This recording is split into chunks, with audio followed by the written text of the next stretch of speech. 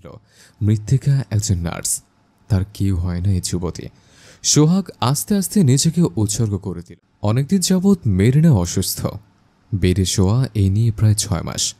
সোহাগ আর mariner প্রায় 5 বছরের সংসার। এর মধ্যে এমন একটা দিনও যায়নি যেই দিন সোহাগ মেরিনাকে আদর না করে ঘুমিয়েছে। কিন্তু গত 6টি মাস যেন 6 বছরের চেয়েও বেশি সময় মনে হচ্ছে। বারংবার ডাক্তারের সাথে কথা বলে ঔষধ খাইয়ে বিভিন্ন ধরনের চিকিৎসা করিয়েও মেরিনাকে ঠিক করে তোলা যাচ্ছে না। এইসব বিষয় নিয়ে মেরিনার পাশে বসে সোহাগ চিন্তা করছে। এমন সময় মেরিনা জিজ্ঞেস করল, এই শোনো, তুমি কি কোনো বিষয় নিয়ে চিন্তিত? সোহাগ কথাটা এড়িয়ে যাওয়ার চেষ্টা করল, কিন্তু মেরিনা আবার জোর করল। কি হলো, কিছু বলছো না যে? আমি জানি তোমার খুব কষ্ট হচ্ছে। একদিকে অফিস সামাল দিচ্ছ, অন্যদিকে বাসা। তোমাকে আমি কিছু দিয়ে সাহায্য করতে পারছি না, না মেধা দিয়ে না আমাকে দিয়ে।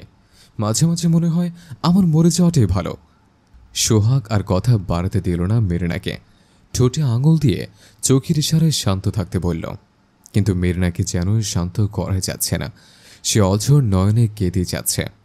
সোহাগ চায়ের দোকানে দাঁড়িয়ে আছে, উবারের জন্য অপেক্ষা করছে। গাড়িটা এলেই চলে যাবে বাসায়। এমন সময় রোমান তার দিকে এগিয়ে আসলো। কি সোহাগ, এখনো বাসায় যাসনি? ভাবি তো চিন্তা করবে। আর একটু পর তো নার্সটা চলে যাবে, তাড়াতাড়ি যা। সোহাগ বলল, হ্যাঁ দোস্ত, যাচ্ছে। গাড়িটা এলেই চলে যাব। রোমান কিছু একটা চিন্তা করে বলল, দোস্ত একটা কথা বলি, কিছু মনে করিস না। আমার মনে হয় তুই আরেকটা বিয়ে করে ফেল।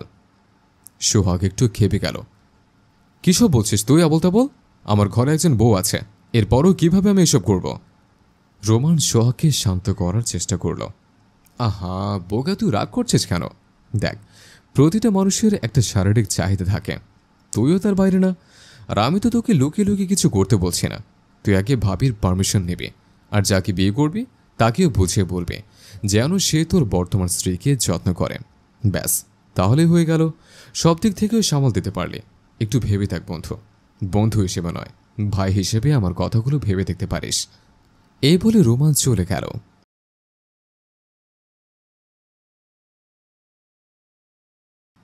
সোহাগ দরজায় বেল বাজাচ্ছে, কিন্তু মৃত্তিকা খুলতেই খানিকটা দেরি করছে। তাই সোহাগ বারবার বেল বাজিয়ে যাচ্ছে। মৃত্তিকা দৌড়ে এসে গেট খুলে দিল। কিন্তু একে মৃত্তিকার শরীর পুরো ভেজা।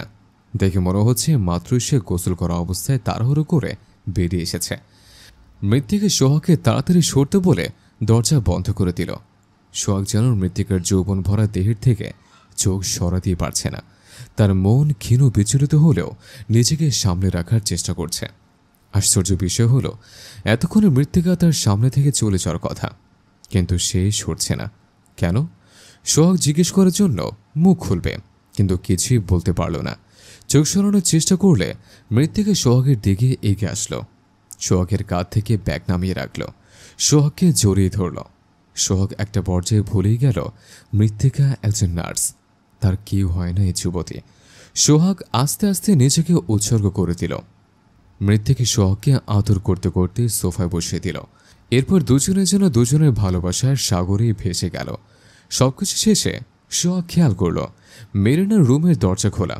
এতক্ষণ ধরে যা কিছু হয়েছে মেরিনা সবকিছুই দেখেছে। সোহাগ বিচলিত হয়ে পড়ল, দৌড়ে মেরিনার কাছে গিয়ে বসল, হাত ধরে বলল, বিশ্বাস করো মেরিনা, আমি নিজেকে ধরে রাখতে পারিনি। কীভাবে যেসব হয়ে গেল আমি নিজে বুঝতে পারিনি।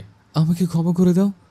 না না, ক্ষমা করার দরকার নেই। আমাকে আমাকে আমাকে শাস্তি দাও, শাস্তি দাও আমাকে। মেরিনা সোহাগকে থামতে বলল, আমার দিকে তাকাও সোহাগ, লুক ইনটু মাই আইস।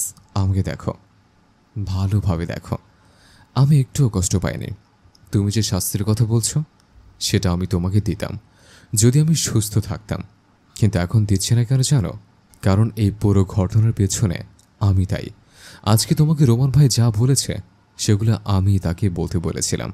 আর মৃত্তিকা যা তোমার সাথে করেছে এই বিষয়টাও আমার সাজানো। কারণ আমি চাই তুমি মৃত্তিকাকে বিয়ে করো। ওকে দেখার মতো কেউ নেই, ও একা মানুষ, হোস্টেলে থেকে নার্সিং শিখেছে। যদি তুমি ওকে বিয়ে করে নাও তাহলে ওর একটা থাকার ব্যবস্থা হবে এবং তুমি তোমার সাংসারিক জীবন আবার শুরু করতে পারবে। আর এতে আমি খুশি খুশি মনে বিদায় নিতে পারবো। সোহাগ মেরিনার মুখ বন্ধ করার চেষ্টা করল, কিন্তু মেরিনা কথা বলে যাচ্ছে। শোনো, আমি তোমাকে সন্তান সুখ দিতে পারিনি, না পেরেছি মানসিক সুখ দিতে, তাই আমি চেয়েছি মৃত্তিকার মাধ্যমে এই সব কিছু পূরণ করতে। মৃত্তিকাকে কাছে ডাকলো মেরিনা। মৃত্তিকা এসে বসল। কি মৃত্তিকা, তুমি পারবে না শখকে খুশি করতে? মৃত্তিকা হ্যাঁ সম্বোধন করল। তাহলে তো হয়ে গেল, তোমরা সুখে থাকো, আমি এটাই চাই। মেরিনা না চাইতেও তার চোখ থেকে পানি পড়ছে।